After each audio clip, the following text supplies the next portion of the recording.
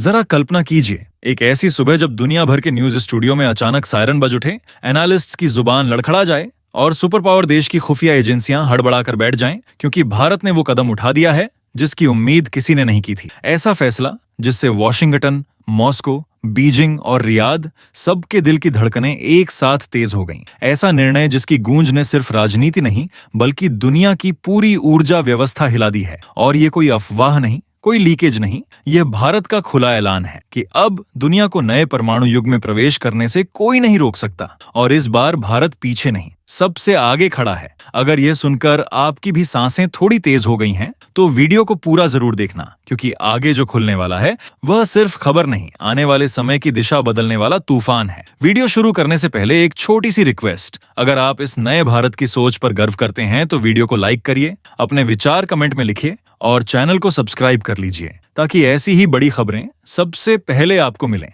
चलिए अब शुरू करते हैं कहानी उस मोहलत की जब भारत ने ऊर्जा राजनीति की दुनिया में अपना सबसे बड़ा मास्टर स्ट्रोक फेंका। दुनिया की शक्तियों ने शायद सोचा भी नहीं था कि एक दिन भारत उस दरवाजे को खोलने का साहस करेगा जिसे दशकों से एक पवित्र जॉन माना जाता था। परमाणु ऊर्जा, यूरेनियम रिएक्टर, ये सब हमेशा सरकारों के दायरे में बंद एक काला बॉक्स थे, जहां आम इंसान तो छोड़िए, प्राइवेट सेक्टर भी 10 कदम दूर खड़ा रहता था। लेकिन अब वो समय बीत चुका है। भारत ने वह दीवार ढा दी है और उस दायरे को खोला है जिसे छूना कभी निषिद्ध समझा जाता था। और इस फैसले का मतलब सिर्फ इतना नहीं कि अब बिजली बनाना आसान होगा, असल मायने इससे कई गुना बड़े हैं। यह एक ऐसा टर्निंग पॉइंट है जो भारत को ऊर्जा के मामलों में आत्मनिर्भर ही नहीं बनाएगा, बल्कि दुनिया के उन कुछ देशों की कतार में खड़ा करेगा जो भविष्य की शक्ति संतुलन तय करते हैं। सोचिए, जहां तेल और गैस के बढ़ते दामों ने दुनिया को घुटनों पर ला दिया, वहां भारत ने बिल्कुल उलटी दिशा में चलकर एक ऐसा कदम उठा दिया जो सुपर पावर देशों की नींव हिला रहा है। ये वही क्षण है जहां भारत अपनी शर्तों पर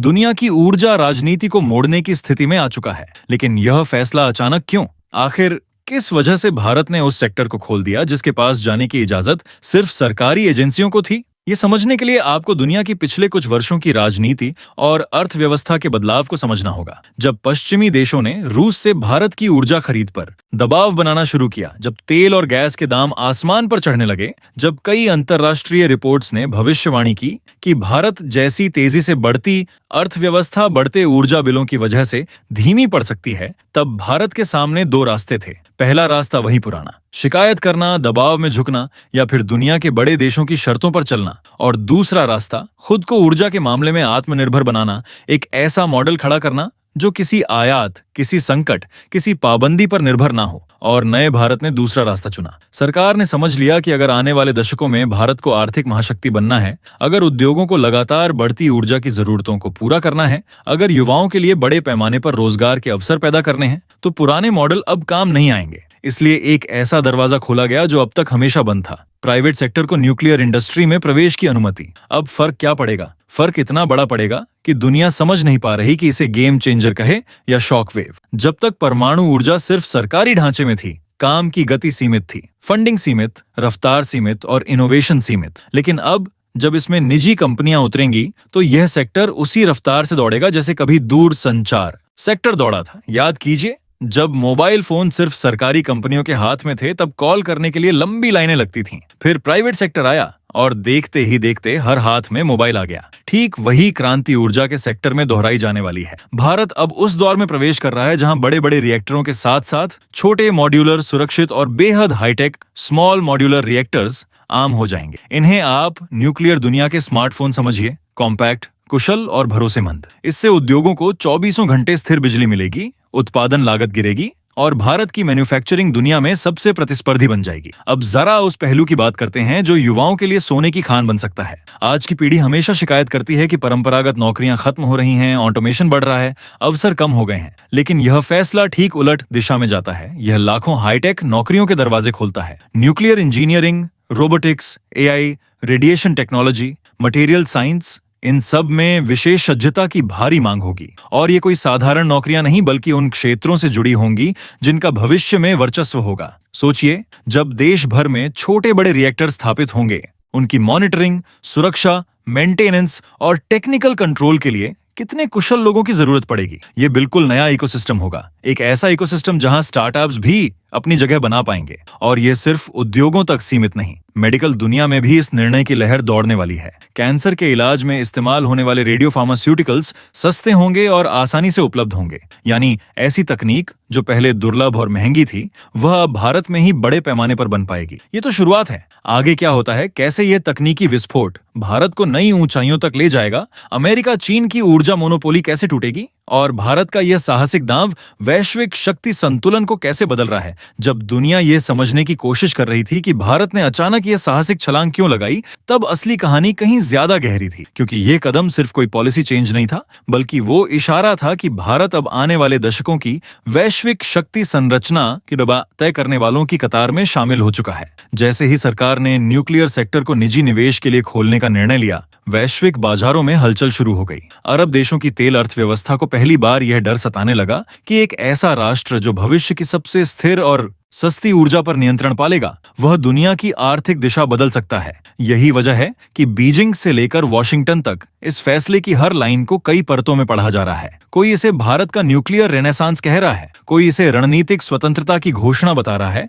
और कई विश्लेषक इसे 20वीं सदी की तरह 21वीं सदी में नई ऊर्जा दौड़ का शुरुआती संकेत मान रहे हैं। असल अंदाजा तब लगा जब विदेशी निवेशकों की नजरें एकाएक भारत के न्यूक्लियर स्कोप पर जा टिकीं। कुछ ही दिनों में यह साफ हो गया कि दुनिया की बड़ी ऊर्जा कंपनियां भारत में साझेदारी करने के लिए उत्सुक हैं। और यह उत्सुकता यूं ही नहीं है, क्योंकि भारत दुनिया के सबसे बड़े थोरियम भंडार का मालिक है, एक ऐसा रेडियो एक्टिव तत्व जो आने वाले वर्षों में पारंपरिक यूरेनियम से कहीं ज्यादा कारगर साबित हो सकता है। दशकों से सरकार इस क्षेत्र में रिसर्च कर रही थी, लेकिन सरकारी ढांचे की सीमाएं थीं, रफ्तार कम, संसाधन कम और जोखिम उठाने की क्षमता सीमित। लेकिन अब जबकि निजी निवेश और निजी इनोवेशन दोनों एक साथ मैदान में उतर रहे हैं, दुनिया समझ रही है कि भारत अब सिर्फ न्यूक्लियर एनर्जी का उपभोक्ता नहीं, बल्कि वैश्विक स्तर पर एक सप्लायर बनने की दिशा में बढ़ रहा है। ये फर्क कितना बड़ा होगा, इसका अंदाजा इस बात से लगाया जा सकता है कि दुनिया आज जिस ऊर्जा पर निर्भर है, चाहे तेल हो, गैस हो या कोयला, वे सभी न सिर्फ महंगे हैं बल्कि राजनीतिक तनावों के बीच फंस जाते हैं। लेकिन न्यूक्लियर ऊर्जा ऐसी शक्ति है जो स्थिर भी है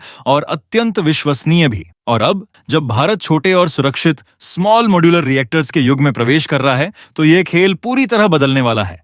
ये रिएक्टर बड़े प्लांट की तरह विशाल नहीं, न ही इन्हें बनाने में दशक लगते हैं। ये कॉम्पैक्ट हैं, सुरक्षित हैं और उन उद्योगों के लिए वरदान हैं जिन्हें लगातार बिना रुके बिजली की आवश्यकता होती है। कल्पना कीजिए, एक बड़ा डेटा सेंटर, एक स्टील यूनिट, एक केमिकल फैक्ट्री, ये सभी पहले बिजली कटौती और ऊंचे बिजली बिलों के कारण हमेशा संघर्ष में रहते थे। लेकिन अब वही उद्योग अपने परिसर में अपना एसएमआर लगा पाएंगे जो 24 घंटे सस्ती, स्वच्छ और स्थिर ऊर्जा देगा। ये सिर्फ बिजली कम नहीं करेगा, बल्कि प्रोडक्शन कॉस्ट में इतनी भारी गिरावट लाएगा कि भारत की मैन्युफैक्चरिंग विश्व स्तर पर सबसे प्रतिस्पर्धी बन जाएगी। यह वही मॉडल है जिसने चीन को मैन्युफैक्चरिंग राजधानी बनाया था, सस्ती बिजली, स्थिर सप्लाई और बड़े पैमाने पर उत्पादन। अब भारत उसी रास्ते पर तेजी से बढ़ रहा है, लेकिन अंतर यह है कि भारत यह विकास स्वच्छ और सुरक्षित ऊर्जा के साथ कर रहा है। ये कहानी सिर्फ उद्योगों और कंपनियों की नहीं है, ये सीधा असर डालने वाली है भारत के युवाओं पर। क्योंकि जैसे जैसे देश भर में रिएक्टर और न्यूक्लियर इंफ्रास्ट्रक्चर का विस्तार होगा,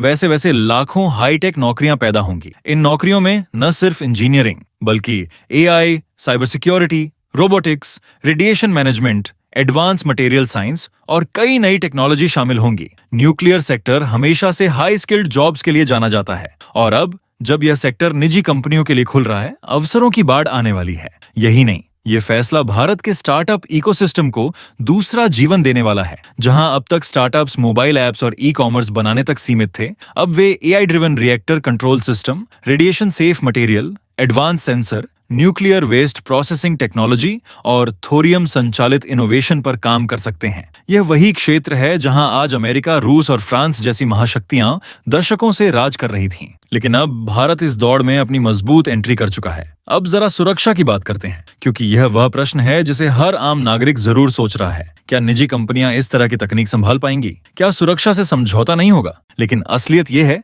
कि दुनिया भर में न्यूक्लियर प्लांट्स को सुरक्षित बनाने के लिए पिछले कई वर्षों से नई तकनीकों का विकास होता रहा है। आर्टिफिशियल इंटेलिजेंस ने ऑपरेटिंग सिस्टम को इतना तेज और विश्वसनीय बना दिया है कि मानव त्रुटि की संभावना लगभग शून्य के बराबर होती जा रही है। रोबोटिक्स खतरनाक कामों को दूर से करती है, जिससे इंसानों पर रेडिएशन का जोखिम नहीं रहता। और भारत के पास पहले से ही विश्व स्तरीय सुरक्षा मापदंड हैं, जो अब और भी सख्त किए जाएंगे ताकि सरकारी नियंत्रण और निजी इनोवेशन दोनों एक साथ चल सकें। और हाँ, दुनिया में आज सबसे बड़ा डर न्यूक्लियर वेस्ट का है, लेकिन निजी कंपनियों और वैश्विक वैज्ञानिक समुदाय का सबसे बड़ा ध्यान अब इसी पर है। कैसे कचरे को दोबारा ऊर्जा में परिवर्तित किया जाए, कैसे वेस्ट को कम किया जाए और कैसे फ्यूचर रिएक्टर ऐसे बनाए जाएं जो अधिक ऊर्जा दें लेकिन कचरा बहुत कम पैदा हो। ये क्षेत्र भारत के लिए गेम चेंजर साबित हो सकता है, क्योंकि थोरियम आधारित रिएक्टर्स दुनिया में सबसे कम कचरा पैदा करते हैं। अब आते हैं उस प्रभाव पर जो हर भारतीय की जेब पर सीधे पड़ने वाला है, क्योंकि अंत में वही चीज मायने रखती है। ये फैसला भारत में ऊर्जा लागत को इतने नीचे ले आएगा कि बिजली एक ऐसी सुविधा बन जाएगी जो महंगी नहीं बल्कि लगभग मुफ्त जैसी महसूस होगी। उद्योगों के बिजली बिल कम होंगे, घरों का लोड घटेगा और सबसे बड़ा बदलाव ईवी इंडस्ट्री में आएगा। आज इलेक्ट्रिक गाड़ियां खरीदने में लोगों को सबसे बड़ी चिंता चार्जिंग लागत की होती है, लेकिन जब न्यूक्लियर ऊर्जा बड़े पैमाने पर ग्रिड में आएगी, ईवी चार्जिंग पेट्रोल या डीजल की तुलना में बेहद सस्ती हो जाएगी। पर असली परिवर्तन तो तब होगा जब भारत दुनिया को यह तकनीक बेचना शुरू करेगा। ये वही क्षण होगा जब वो देश जो आज हमें हथियार और हाईटेक मशीनें बेचते हैं, कल भारत से न्यूक्लियर टेक्नोलॉजी खरीदने के लिए लाइन में खड़े होंगे। ये सिर्फ आर्थिक जीत नहीं बल्कि रणनीतिक श्रेष्ठता होगी। इस पूरे सफर को अगर एक लाइन में समझना हो तो बस इतना समझिए, भारत अब 25वीं सदी की सुपर पावर बनने की दिशा में वह कदम उठा चुका है जिसे दुनिया नजरअंदाज नहीं कर सकती। तेल पर भरोसा टूट चुका है, कोयले का दौर खत्म हो चुका है और भविष्य की ऊर्जा पर नियंत्रण उन्हीं के हाथ में होगा जिनके पास न्यूक्लियर टेक्नोलॉजी होगी। और अब उस कतार में सबसे मजबूत और सबसे तेज उभरता नाम भारत है। अगर आप भी मानते हैं कि भारत का यह न्यूक्लियर कदम आने वाले वर्षों में दुनिया का संतुलन बदलने वाला है, तो नीचे कमेंट में अपनी राय जरूर लिखें। वीडियो अच्छा लगा हो तो लाइक करें, चैनल को सब्सक्राइब करें और इस वीडियो को शेयर करके भारत की इस नई ताकत के बारे में ज्यादा से ज्यादा लोगों को बताएं। आपका सपोर्ट ही हमें ऐसी और रिपोर्ट्स बनाने की प्रेरणा देता है।